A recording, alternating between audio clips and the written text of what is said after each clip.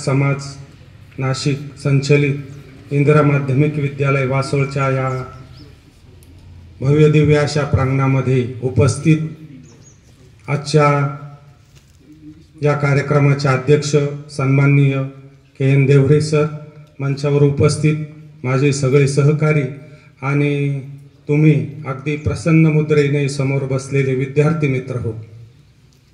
तसं तुम्हाला गरम होत नसेलच, आम्ही एवढे फॅन समोर असताना तुम्हाला गरम होण्याचं काही कारण नाही.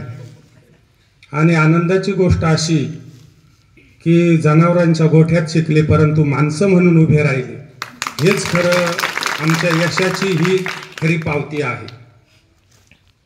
कारण तुमच्याकडे पाहिलं तर तुम्ही त्या काळातले, कारण आत्ताच्या बॅचचे आत्ताचे नवीन मुलांचे गेट टुगेदर होतात, परंतु इतक्या जुन्या विद्यार्थ्यांचे आणि इतक्या आनंदाने आणि तुम्ही एकमेकांशी परिचय ठेवला, जमा झाले, ही फार आनंदाची गोष्ट आहे. आणि तुम्ही आम्हाला विसरले पण नाही. कारण हा जो काळ आहे, हा आमचा जो काळ आहे, आम्ही विद्यार्थ्यांकडे येत असतो, विद्यार्थ्यांकडे आम्हाला आठवतं. आणि मग जेव्हा विद्यार्थी आमच्याशी बोलतात तेव्हा आम्हाला खरा आनंद होत असतो. मी सेवानिवृत्त झालेलो आहे डुबेरला 2024ला मुख्याध्यापक, सध्या येवल्यालाच असतो. माझा मुलगा MSc ॲग्री झालेला आहे, आमचं दुकान आहे बी बियाणं औषधं खतं, आणि मुली M.Pharm झालेली आहे, मेडिकल आहे कोपरगावला तिचं. तुम्ही जर कधी आलेच येवल्याला तर अवश्य या. परंतु इकडचे लोक येतात येवल्याला कुत्रं चावल्यावर विडा खाण्यासाठी, असं काही येऊ नका, पाहुणे म्हणून या. पाहुणे म्हणून जर तुम्ही आले तुमचं स्वागतच आहे. आणि तुम्हाला काय सल्ला द्यायचा, आमच्या बरोबरीचेच आहे तुम्ही. आणि आता सल्ला देऊन उपयोग काय, अर्ध आयुष्य पार केलेलं आहे. तरी पण जर कोणी शिक्षक असेल, आपण काय करतो, एखादा मुलगा आहे चुकला, लिहून आणलं नाही, उभं करायचं, छेडी द्यायची, असं नाही. त्याच्या समस्येच्या मुळाशी जा, त्याने का लिहून नाही आणलं हे शोधा.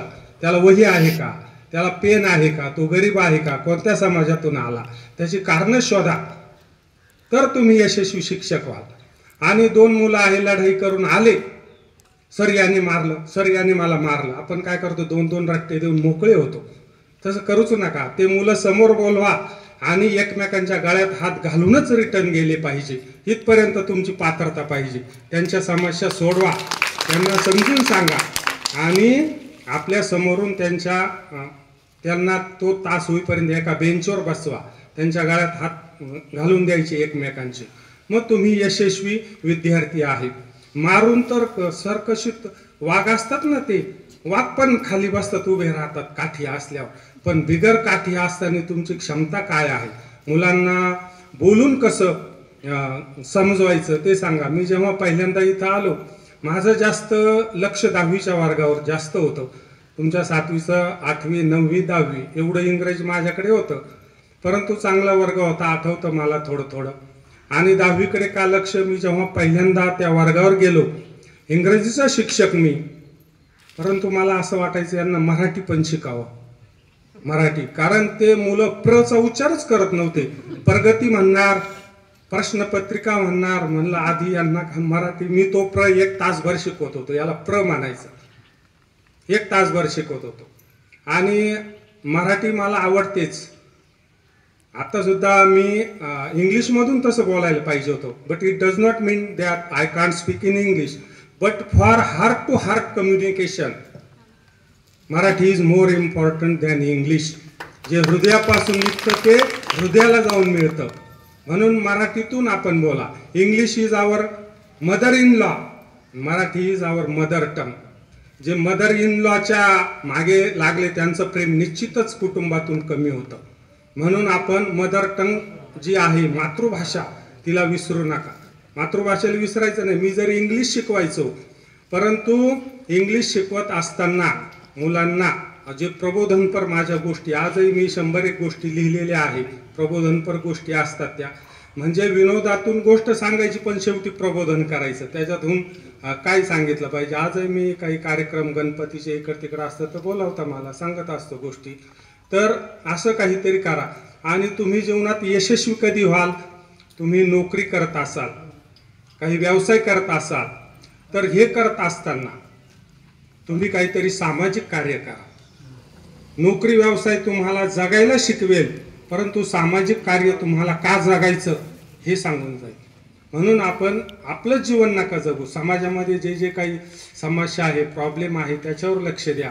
आणि काही गणपतीचे कशाचे कार्यक्रम असतात, नुसतं डीजे लावून नाचायचं, गणपती एवढा मोठा आणला एवढं, त्याच्यापेक्षा तुमच्या परिसरामध्ये काही घाण आहे का, स्वच्छता करा, झाडं लावा, सामाजिक उपक्रम तुम्ही त्याच्यामध्ये राबवा. नुसतेच नाचायचं. आता देवीचे कार्यक्रम काय, गरबा, चला गरबा, आमच्या गल्लीत पण होता गरबा. मी म्हटलं, गेलो मी एकदा तिथं, म्हटलं आपल्याला काय, मी आता घंटा गाडी बोलवतो नगरपालिकेची, काहीतरी गोण्या पोते घेतो, हँडग्लोव्ज घेतो, आणि आपल्याला सगळ्यांना ही गल्ली साफ करायची, मगच गरबा होईल पुढचा. कशाला रोज रोज इतका मोठा आवाज, इतका मोठा आवाज. आणि तुम्हाला सांगतो, आज 50% हार्ट पेशंट हे डीजे साऊंडमुळे, बरं का, लक्षात ठेवा. तुम्ही, तुमचे कान खराब होतील. म्हणून आता तुम्हाला बाकीचा सल्ला देण्यापेक्षा आरोग्याचा सल्ला देणं चांगलं. ट्रेकिंगला जा. आम्ही ट्रेकिंगला जातो, माझे मित्र आहे, आम्ही अनकईच्या डोंगरावर प्रत्येक शनिवारी ट्रेकिंगला जातो. अगदी पळत पळत डोंगरावर जातो आणि खाली येतो.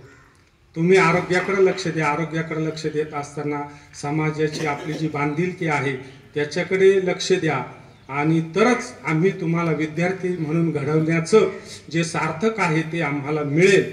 आणि तुम्हाला सगळ्यांना धन्यवाद देतो की तुम्ही आम्हाला इथं बोलवलं, कार्यक्रम घडून आणला आणि आम्हाला बोलण्याची पण संधी दिली. एवढा वेळ झाला तरी त्याबद्दल पुनश्च एकदा तुम्हाला धन्यवाद देतो.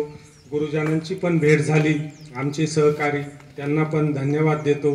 मी 2 वर्षापूर्वी येऊन गेलो, माणिक मामा भेटले होते NOC घेण्यासाठी, रिटायरमेंटसाठी येऊन गेलो. शाळा बघितली, तिथून गोठ्यातून निघाल्यावर ही शाळा पहिल्यांदा बघितली. आणि अगदी सुंदर असं चांगल्या वातावरणामध्ये उंचावर शाळा आहे. आणि या शाळेचा, या गावचा भविष्यकाळ निश्चितच उज्ज्वल आहे. तुम्हाला मी पुनश्च एकदा धन्यवाद देतो आणि थांबतो.